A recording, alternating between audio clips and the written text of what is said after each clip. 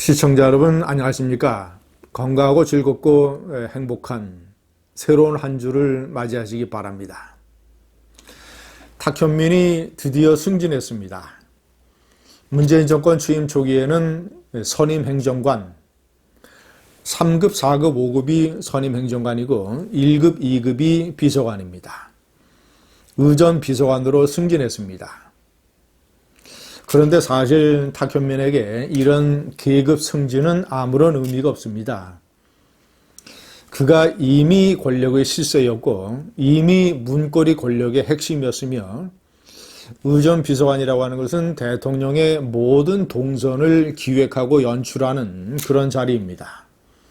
특히나 탁현민은 정권의 연출가로 채용이 됐기 때문에 그가 이제는 의전 비서관이라는 자리에서 좀 더 넓은 범위에서 문재인의 동선과 홍보쇼를 기획을 하게 된 것입니다.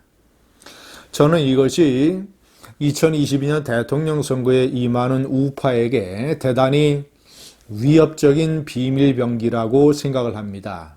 이미 비밀병기였지만 그 파워가 더 세지고 그 범위가 더 넓어짐으로써 2022년 대통령 선거로 가는 그 전투의 길목에 이 우파는 탁현민으로부터 많은 피해를 입을 것이다. 2022년 대통령 선거를 제가 상정을 해보면 좌파 세력은 일단 민주당에서 대통령 후보가 누가 되든 이낙연이 되든 이재명이 되든 박원순이 되든 누가 되든 간에 그를 서포트할 수 있는 어떤 문재인의 지지도, 문재인 정권의 지지도, 만약에 문재인의 지지도가 40% 밑으로 추락을 하게 되고 30%까지 깨지게 된다면 민주당에서 누가 대통령 후보가 되든 간에 이 민주당 세력은, 좌파 세력은 정권을 다시 창출하는 것이 매우 어려워집니다. 노무현이가 531만 표로 정권을 잃었던 악몽이 다시 생각날 것입니다. 2022년 대통령 선거에 좌파가 생각하는 가장 핵심은 문재인의 지지율이다.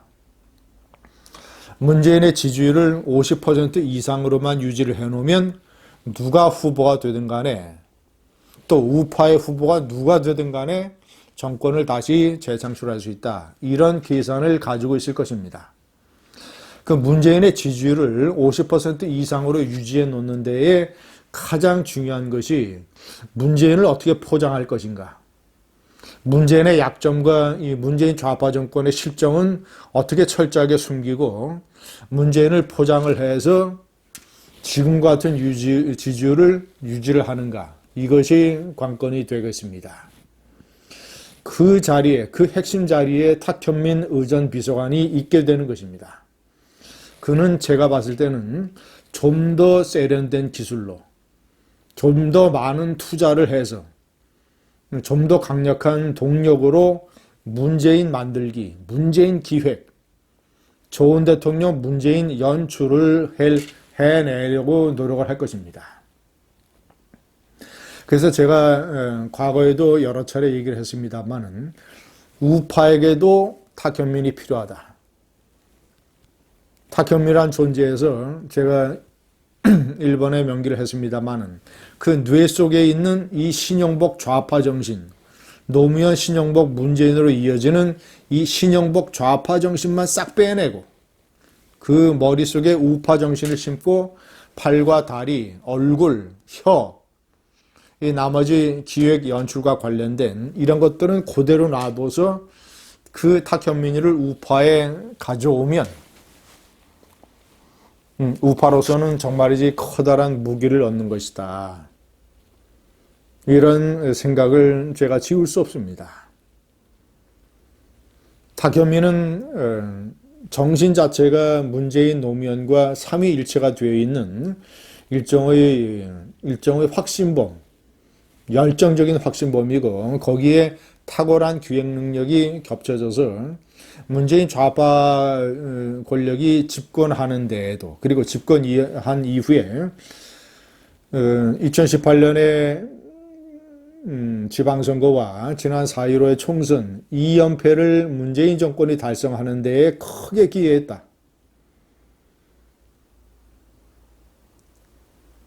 시청자 여러분, 2022년 대통령 선거와 지방선거에서 좌파 세력이 다시 권력을 잡게 된다면 문재인 정권은 4연패입니다. 노무현 대통령이 퇴임하기 몇 달 전에 신영복 성공회대 교수죠. 과거 박정희 정권 시절에 통역당이라고 하는 이 공산주의 세력과 연결이 돼서 20년 넘게 징역형을 살았던 신영복, 좌파의 멘토 리영희와 더불어서 좌파의 양대 기둥, 정신적인 기둥 신영복이가 노무현 퇴임 3개월 전에 청와대에 가서 우공이산이라는 액자를 선물을 합니다. 어리석은 사람이 산을 옮긴다. 그때 대통령 비서실장이 문재인이었습니다. 신영복, 노무현, 문재인으로 이어지는 이 좌파의 정신, 좌파의 이념, 신영복이 머릿속에는 신영복이의 멘토, 이탈리아 공산당 창시자 안토니오 그람시, 일찍이 어떤 전면적인 봉기가, 공산주의 봉기가 불가능할 때는 각 그 분야, 종교, 언론, 영화, 교육, 노동, 이런 분야의 진지를 구축을 해서 좌파 세력이 결정적인 기회가 왔을 때를 대비해야 된다라고 해서 진지전 이론을 구축을 했던 안토니오 그람시. 안토니오 그람시가 신영복의 멘토고 신영복의 뇌 속에 자리 잡고 있는 일종의 신입니다. 안토니오 그람시가 감옥에서의 편지를 책으로 냈던 것처럼 안토니오 그람시는 꼽주였습니다. 개인적으로 아주 불행했죠. 신영복도 감옥으로부터의 사색이라는 책을 냈고 이 책은 좌파 세력의 일종의 교과서가 되어 있습니다. 신영복은 성공회대 교수 신영복이 노무현 문재인의 정신적인 멘토고, 이 탁현민이는 성공회대 사회학부를 나와서 신영복이의 제자가 되는 것이죠.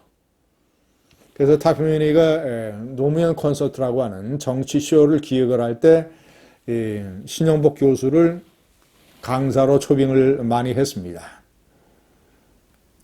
이 모습을 보고 이런 탁현민이라고 하는 이 노무현 콘서트를 기획했던 정치 기획자, 정치 연설자를 문재인이라고 하는 대통령의 야망을 가지고 있는 좌파 정치인에게 연결시켜준 사람이 양정철입니다. 세 사람은 2012년 대통령 선거 때 문재인을 도왔지만 문재인이 낙선을 했고, 탁현민이가 제주도로 내려가 있을 때 그를 다시 불러들여서 다시 한번 도전을 해보자 라고 해서 문재인, 양정철, 탁현민이 세 사람은 히말라야 한 달 트레킹을 같이 가게 됩니다. 이 정도로 끈끈한 사이. 그러니까 문재인, 양정철, 탁현민은 이 좌파 권력의 강철 연대입니다. 그런 양정철이가 민주당에서 정책연구원장을 맡으면서 선거를 4.15 총선을 기획을 했고, 코로나라는 안개를 이용을 해서 탁현민이는 청와대에서 문재인의 지지율을 끌어올려서 민주당의 총선을 도와주는 양쪽 날개의 전략을 폈던 것이 지난 4.15 총선입니다. 탁현민의 전략은 취약한 문재인, 언론에 바로 노출이 되면 바로 약점이 찔려버리고 마는 취약한 문재인, 비무장 상태의 문재인은 철저하게 숨기고 자기가 포장하고 기획한 문재인, 기자회견의 답변이라든가 각종 8.15, 현충일, 5.18, 4.3 이런 각종 국가 행사에게 철저하게 쇼의 주연 배우로 기획을 해서 문재인을 내보낸다. 그래서 서민과 같이 하는 대통령, 약자의 아픔을 아는 대통령, 겸손한 대통령, 이런 이미지로 만들어서 지지율을 유지한다. 탁현민이 2022년의 비밀병기입니다. 우파에도 탁현민이 있어야 됩니다. 감사합니다.